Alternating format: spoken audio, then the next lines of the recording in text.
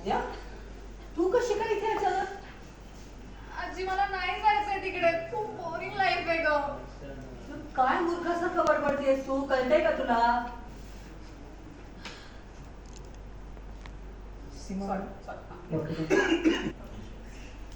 तू नीट सांगशील सगळ्यांना काय झाले ते, म्हणजे आपण काहीतरी मार्ग काढू शकतो ना.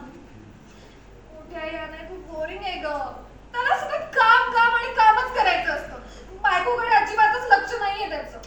आत्या, अगं सगळे पुरुष असेच असतात. त्यांना अट्रॅक्ट करण्यासाठी आपल्यालाच एफर्ट्स घ्यावे लागतात, कळलं?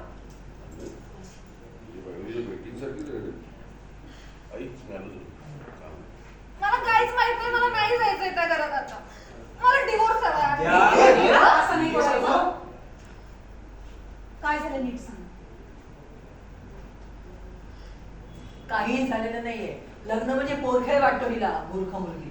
रमाकांत तरी गप्प काय बसला, जरा समजाव ना तिला. आई आजी, आत्या काय झालं ते नीट सांगशील का?